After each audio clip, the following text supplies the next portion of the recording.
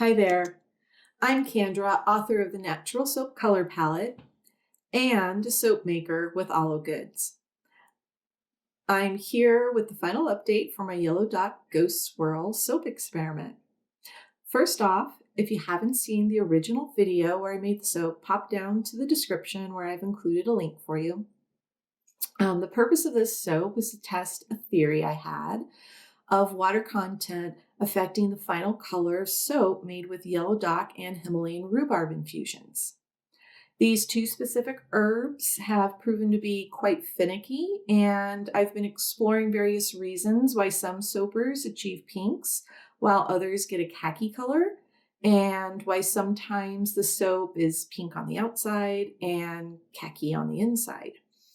I've discussed the phenomenon with other soapers, asked them what oils they use, how they prepare their infusions, how much infused oil is used in their recipes, what essential oils they use, and really the only variable that seems to be unaccounted for is the water. By that I mean, all else being equal, soapers are simply getting different results with Yellow Dock and Himalayan rhubarb. So to test my theory that water was influencing the pink soaps, I made a batch of soap with Yellow Dock infused oil and Clara Lindbergh's Ghost Swirl method. The Ghost Swirl is a fascinating study in water content, the gel phase, and soda ash on soap.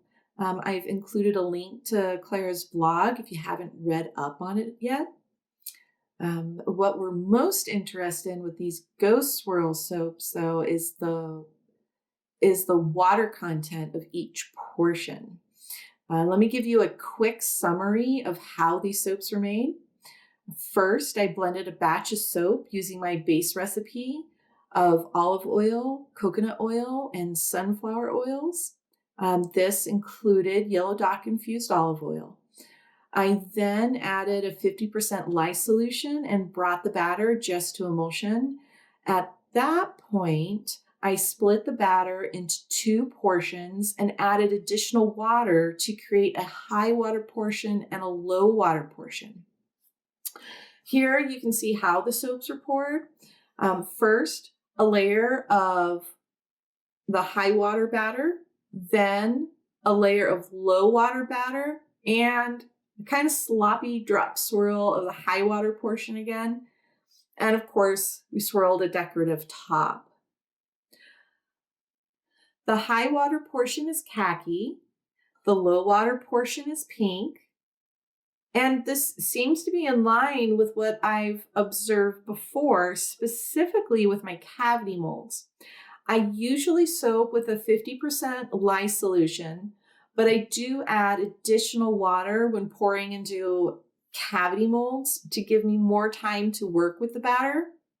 The cavity mold soaps were always a vibrant magenta, but I noticed that the color would wash off with just one use.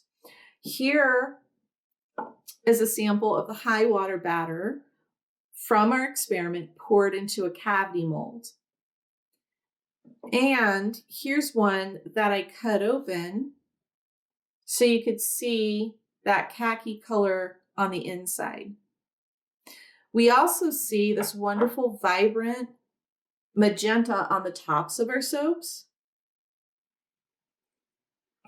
I believe that is the high water batter and what I suspect soda ash presenting as that beautiful magenta.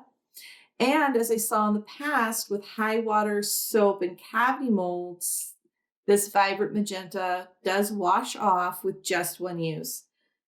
Here are 2 bars from this batch that were tested. Each bar was used just once for a quick hand wash, and most, if not all, of the magenta washed away.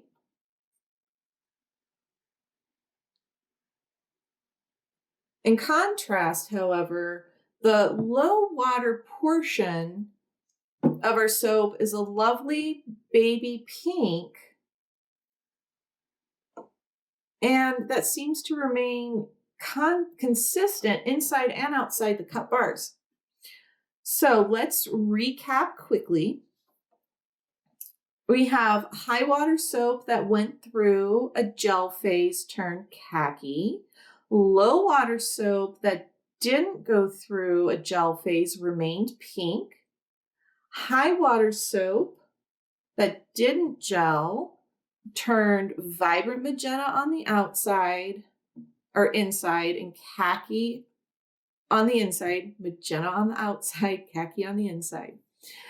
So there you have it. I suspect that soapers who are having a difficult time obtaining pinks throughout the entire loaf when using Yellow Dock and or Himalayan rhubarb should simply reduce the amount of water that they use in their soap.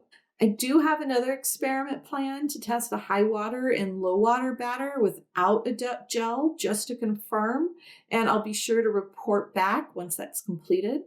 So thank you all for watching, and please post your comments below to tell me about your experiences with Yellow Dock and your soaps.